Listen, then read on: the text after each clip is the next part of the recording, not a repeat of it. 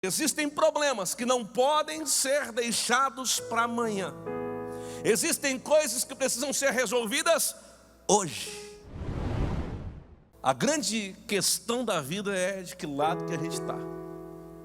Golias, preparado, homem guerreiro, dedicado, mas ele estava do lado errado. Glória a Deus. Não sei se você está tão preparado ou não, mas eu tenho uma convicção que você está aqui nessa manhã e você está do lado certo. Deus é na sua vida, Deus é contigo para te fazer um campeão. Diga amém. Levante sua mão direita aí que eu quero declarar isso. Diga: eu estou diante da presença de Deus e eu sei que é a mão de Deus na minha vida que me fará vencer. Oh, eu creio nisso.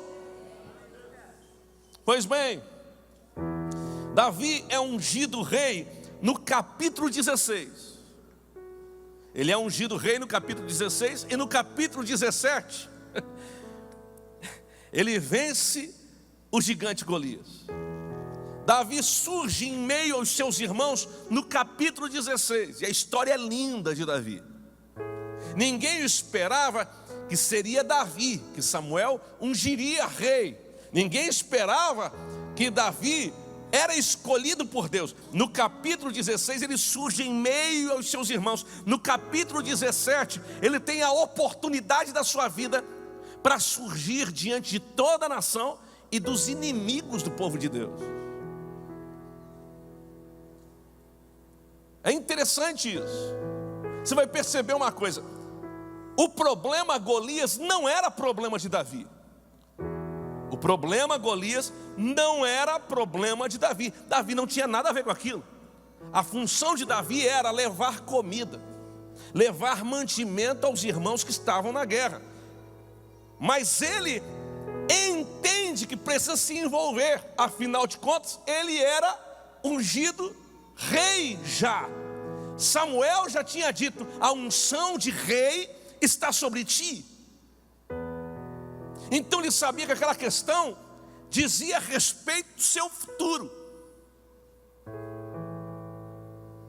Ele podia ter feito como muita gente faz, não dado importância ao caso, ter dito para alguém: olha, eu fui ungido rei, mas sabe de uma coisa? Isso não é problema meu porque não chegou a minha hora ainda. Isso não é problema meu, não vou me envolver nessa questão. Quando chegar a minha vez, aí eu me envolvo. Não, o seu reino estava em xeque e ele precisava fazer alguma coisa.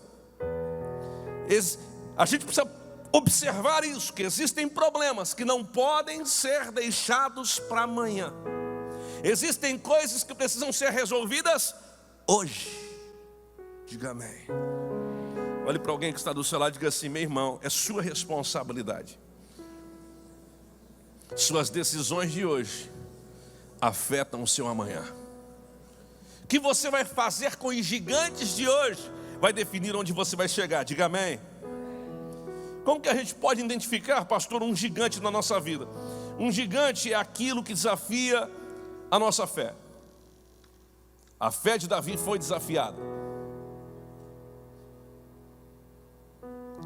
Um gigante é o que quer impedir o projeto de Deus de acontecer na sua vida. Você começa a entender que aquilo é uma barreira muito grande. Um gigante é o que parece ser maior do que você e dos desejos que você tem de servir a Deus. Um gigante pode ser considerado como uma enfermidade que surge inesperadamente. Um gigante é uma circunstância difícil que surge na área financeira, econômica. Um gigante pode ser um problema de relacionamento até conjugal, familiar, e lá vai. Problema na empresa, algo que surge para impedir você de viver uma vida plena, de viver o propósito de Deus. Porque é isso que Golias representa para Davi. Ele, ungido rei, tem o reino ameaçado, porque imagine o que seria de Davi se Golias tivesse vencido e Israel se tornasse servo dos filisteus. Ele não seria rei, mas a unção que ele recebeu no capítulo 16 faz com que ele tome uma atitude no capítulo 17. E é aqui que eu quero declarar algo sobre a sua vida. Levante sua mão aí em nome de Jesus. A unção que você recebe aqui nessa manhã leva você para o dia de amanhã como um vitorioso. Escute o que eu vou dizer: a unção do Espírito Santo te capacita e te leva a viver o sobrenatural. Eu creio no meu coração que isso é uma verdade. Eu anotei aqui algumas coisas para você receber na sua mente e no seu coração e sair daqui com isso resolvido dentro de si. Diga amém. A primeira coisa é: nenhum gigante é maior do que o nosso Deus. Eu quero que você diga isso para alguém que está perto de você. Pode ser para alguém da sua família, tanto faz. Diga para ele: nenhum gigante é maior do que o nosso Deus. Porque às vezes a gente só olha para o problema e até olha com admiração. Quando você lê 1 Samuel 17, é uma exaltação a Golias. É falando das qualidades de Golias. Mas quando a gente lê o capítulo 17 por inteiro, qual é a percepção que a gente tem? Justamente isso. Fé não é negar a realidade dos fatos.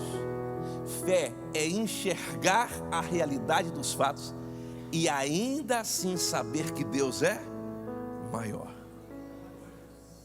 Então eu sei quem é o gigante, eu sei qual é a capacidade dele, eu sei quais são as suas qualidades, eu sei qual é o preparo dele, mas ainda assim eu sei que Deus é maior. Levante sua mão direita e diga: eu sei que o meu Deus é maior. Todos nós enfrentamos um ou outro gigantes, e os gigantes vêm para afrontar a nossa vida, desafiar a nossa fé e o nosso propósito.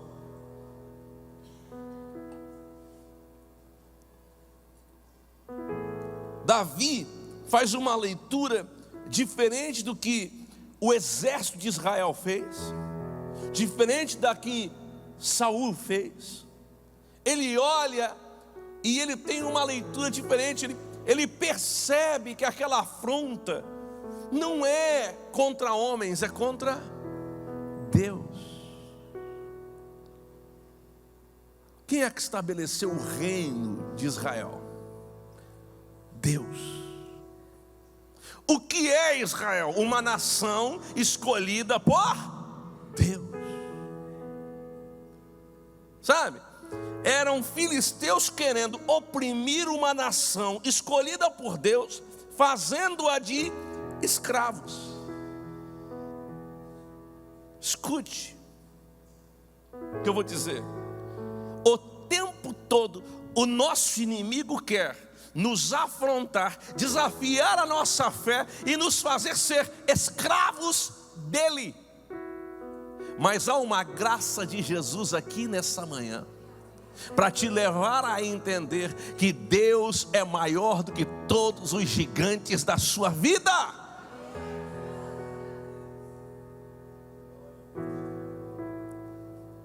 Sabe qual é a expressão de Davi? Quem é este incircunciso para desafiar o exército do Deus vivo? Quem é esse cara? Quem ele pensa que é? Talvez não foi assim que aconteceu, mas aqui uma conjectura. Talvez alguém estava escrevendo o capítulo 17. Golias, gigante, guerreiro, couraça, escudo, escudeiro, a haste da sua lança, e aí de repente houve um menino dizendo: quem é este incircunciso para afrontar o exército do Deus vivo? Quem é esse cara? E aí o escritor para e diz: eu tenho que escrever isso. Que menino ousado. Escute, não tem como ter fé sem ter também consigo ousadia. Você está aí solteiro, querendo casar. Se você não tiver ousadia, não vai acontecer nada. Você moça está aí dizendo: Senhor, me responde. Deus já mandou o socorro. Está lá. Abre o olho, irmão. Abre o olho, irmã. Você está aí querendo empreender, tem tantos desafios, aí você fica: será que eu vou ou não? Escute, eu não conheço ninguém que venceu na vida sem ousadia. Para viver uma vida de fé, é preciso ousar crer, ousar ver Deus onde ninguém está vendo, ousar afrontar quem está afrontando, ousar acreditar que uma pedra pode encontrar uma testa. Todo mundo dizia: olha o escudo, olha a lança, olha o capacete, olha que peitão, que pernão, que bração. Davi só via uma coisa: olha que testão.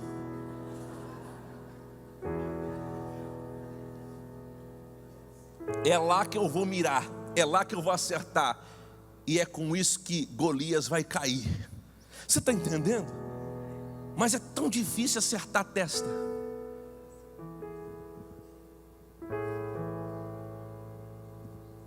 Não há nada impossível para Deus. Davi sabia quem ele era diante de Deus. Calma aí. Não foi no capítulo 16 que eu fui ungido? Então agora no capítulo 17 eu vou vencer esse gigante. Não foi no capítulo 16 que os meus irmãos tiveram que me esperar? Meu pai até disse: olha, eu ainda tenho um menino, mas é um menino, está lá apacentando as ovelhas. Ninguém se assenta para comer enquanto Davi não chegar. Tem gente que está menosprezando você, mas não adianta. Você foi escolhido por Deus e você está sendo ungido por Deus para viver algo sobrenatural na sua vida. Você crê nisso?